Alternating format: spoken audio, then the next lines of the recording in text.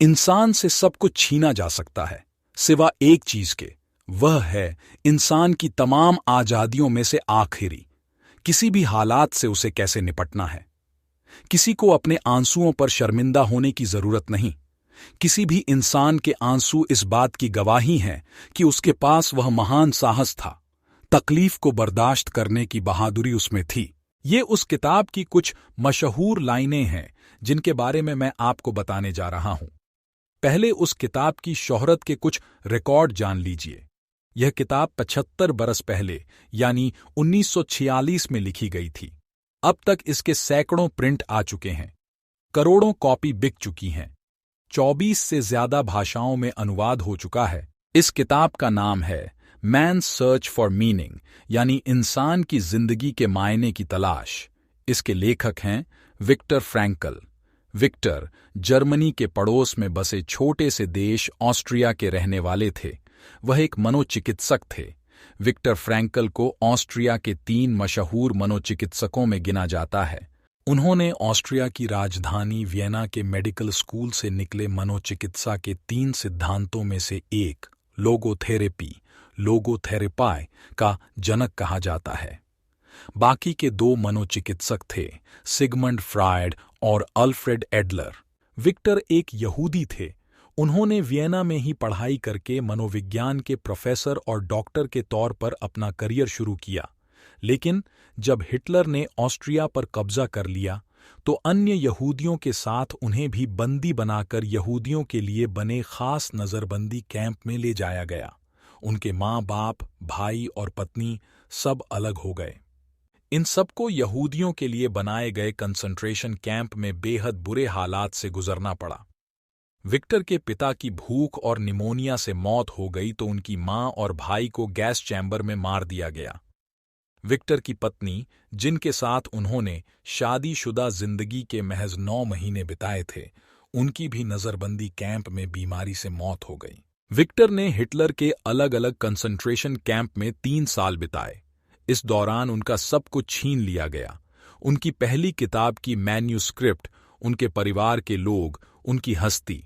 नजरबंदी शिविर में पहुंचकर विक्टर और उनके जैसे तमाम लोग महज हार्ड और मामूली मांस के इंसान बन गए थे। उन्होंने 3 बरस तक नरकीय जीवन जिया। कई बार वह मौत के बेहद करीब से गुजरे। बिना भरपेट खाए कई घंटे काम करते रहे। आखिरकार जब दूसरे विश्व युद्ध में हिटलर की हार हुई और मित्र देशों की सेनाएं उनके यातना शिविर तक पहुंच गईं, तो उन्हें इस नरक से आजादी मिली। तब तक उनका शरीर कंकाल हो चुका था। विक्टर ने इस किताब में नाजी कंसंट्रेशन कैंप के अपने तजुर्बे और अपने साथियों के अनुभव को बयां किया है। लेकिन यह किताब यातना शिविर की जिंदगी की डायरी नहीं है। यह मानवता के इतिहास के सबसे बुरे अनुभवों में से एक का मनोवैज्ञानिक विश्लेषण है। जब इंसान ने इंसानों के ही एक समुदाय की जिंदगी जीते जी नरक बना दी, तो उस नरक का सामना कंसंट्रेशन कैंप में रहने वालों ने कैसे किया? जब चारों तरफ भयंकर टॉर्चर, भूखमरी, ठंड, बेगैरती और हर पल सिर पर मंडराती मौत का मंजर हो, तो इंसान क्या सोचता है? इन भयावह चुनौतियों को देखकर किसी इंसान के दिमाग में कैसे ख्याल आते हैं? क्या वह जिंदगी की ओर उम्मीद से देखता है या हार मान बैठता है? यातना शिविरों में कैद लोग जब जानवरों से भी बदतर जिंदगी जीने को मजबूर थे, तो उनकी मानसिक स्थिति कैसी थी? जो बरसों की यातना के बाद भी जिंदा रहने की आग अपने भीतर जलाए रखे, वह ऐसा कैसे कर पाए? क्या हिटलर के बनाए उस जिंदा नर्क के भीतर भी जिंदगी के माने तलाशे जा सके थे? जब लोगों के पास न कपड़ा था, न पेट भर खाना मिलता था, न बीमारी में दवा मिलती थी, न सम्मान था और न ही उनकी कोई पहचान थी, तब वे इंसान कैसे बरसों तक जीते रहे? हर इंसान को जिंदगी में कई चुनौतियों का सामना करना पड़ता है।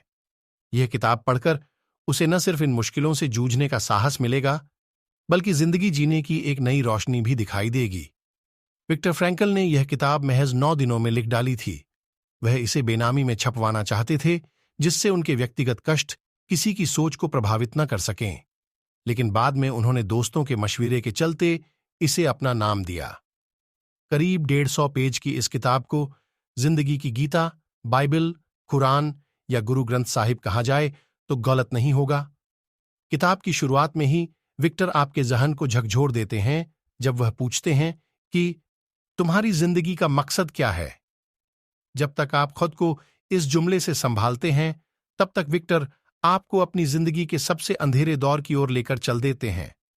होलोकास्ट के लिए बनाए गए यहूदी यातना शिविरों, गैस चैम्बर्स, भयंकर ठंड, कंकाल बन चुके बदन के साथ घंटों सर्द मौसम में काम करते रहना, फिर दिन के आखिर में रोटी का आधा टुकड़ा और पानी जैसा सूप।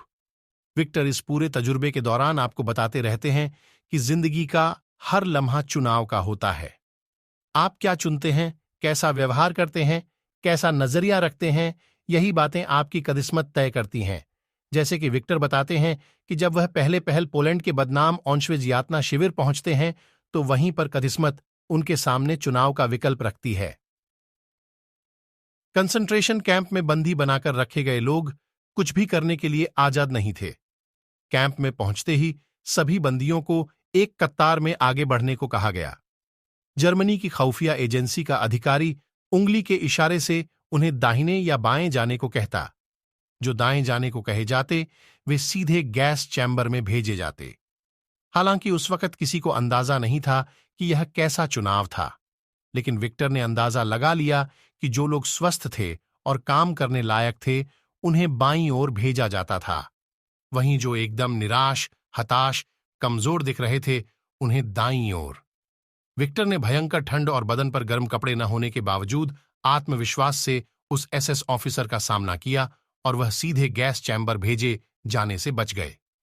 हालांकि काम के दौरान भी उन्होंने तिल तिल कर जीने के लम्हे गुजारे, लेकिन अपने एटीट्यूड से उन्होंने कैंप पहुंचते ही गैस चैम्बर यानी सीधे मार दिए जाने का खतरा टाला था। यह किताब आपको जिंदगी के यही सबक देती है। अगर आप किताब पढ़ते हुए विक्टर के इस सवाल का जवाब नहीं दे पाते कि आपकी जिंदगी का मकसद क्या है, तो वह आपको इसका जवाब तलाशने का तरीका भी बताते हैं। पहले तो विक्टर लिखते हैं कि आखिरकार इंसान को यह नहीं पूछना चाहिए कि उसकी जिंदगी के मानी क्या है, बल्कि उसे यह समझना होगा कि असल में यह सवाल उसी से पूछा जा रहा है। जिंदगी खुद हर इंसान से पूछ रही है कि उसकी जिंदगी का मतलब क्या है, और वह इसका जवाब अपनी जिंदगी से ही दे सकता है। वह अपने जीवन के लिए जिम्मेदार होकर ही इसका जवाब दे सकता है। विक्टर फ्रैंकल की यह किताब 2 हिस्सों में है। एक तो कंसंट्रेशन कैंप में उनकी जिंदगी के अनुभव हैं, दूसरे हिस्से में उन्होंने लोगों के इलाज के अपने खास तरीके लोगोथेरेपाई के बारे में बताया है। मैन्स सर्च फॉर मीनिंग में विक्टर फ्रैंकल ने जिंदगी के मानी तलाशने के 3 तरीके बताए हैं। 1, कोई काम करके या अपने लिए कोई काम तय करके। 2, किसी अनुभव से या किसी परिस्थिति का सामना करके। और 3, किसी ऐसे कष्ट के प्रति अपने रवैये से जिससे हम बच नहीं सकते। पहला विकल्प यानी कोई काम करके जिंदगी का मतलब तलाशने का मतलब है कि आप कोई उपलब्धि हासिल करें। वहीं दूसरे तरीके के तहत आप जिंदगी का कोई अनुभव जैसे कि अच्छाई, सच या खूबसूरती, प्रकृति या संस्कृति का तजुर्बा या फिर किसी दूसरे इंसान के साथ का अनुभव उससे प्यार करके करें। विक्टर ने सबसे ज्यादा जोर तीसरे तरीके यानी कष्ट बर्दाश्त करने को लेकर हमारे एटीट्यूड पर दिया है। वह मानते हैं कि जिंदगी को पूरी तरह जीने के लिए कष्ट सहना बहुत जरूरी है, क्योंकि तभी हमें पता चलता है कि हम किसी मुश्किल का सामना कैसे करते हैं। वह इसके लिए यातना शिविरों में अपनी जिंदगी की तमाम मिसालें देते हैं, जब भयानक मुश्किलों के बीच भी वह कभी अपनी पहली किताब लिखने या पत्नी से बातें करने का तसव्वुर करके भयंकर कष्ट के दौरान भी मुस्कुराने की वजह, जिंदा रहने का मकसद तलाश लेते हैं। विक्टर ने जिंदगी में कष्ट की अहमियत समझाने के लिए अपने एक अमेरिकी डॉक्टर की मिसाल भी दी है। वह डॉक्टर अपनी बीवी की मौत से बहुत डिप्रेशन में था। उसे समझ में नहीं आ रहा था कि वह क्या करे। जब वह विक्टर से मिला तो उन्होंने पूछा कि अगर तुम्हारी बीवी तुमसे पहले मर जाती तो क्या होता। उस अमेरिकी ने जवाब दिया कि उसके लिए तो यह बहुत भयानक होता, वह कितना कष्ट झेलती।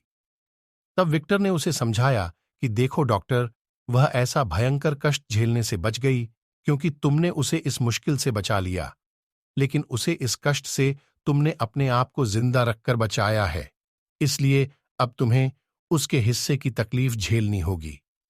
इस तरह विक्टर फ्रैंकल ने उस अमेरिकी डॉक्टर को उसकी तकलीफों में एक मकसद दिखा दिया। इस किताब का मकसद भी यही है। आपको खुशी में, गम में, मुश्किल में या हसीन दौर में याद रखना चाहिए कि खुशी या दर्द एक मकसद से मिला है, और वह क्या है, इसका पता चलते ही खुशी तो दोगुनी हो जाती है, मगर दर्द आधा रह जाता है। उसे बर्दाश्त करना आसान हो जाता है। विक्टर कहते हैं कि दुनिया में दो ही तरह के इंसान होते हैं, अच्छे या बुरे, और हमारा सामना इन दोनों से ही होता है। उनकी यह किताब आपको जिंदगी के इन दोनों पहलुओं का सामना करने का तरीका बताती है। इसमें खुशी को दोगुना करने और तकलीफ को आधा करने का फॉर्मूला छुपा है। अगर आपको अपनी जिंदगी के मायने पता करने हैं तो आपको यह किताब जरूर पढ़नी चाहिए।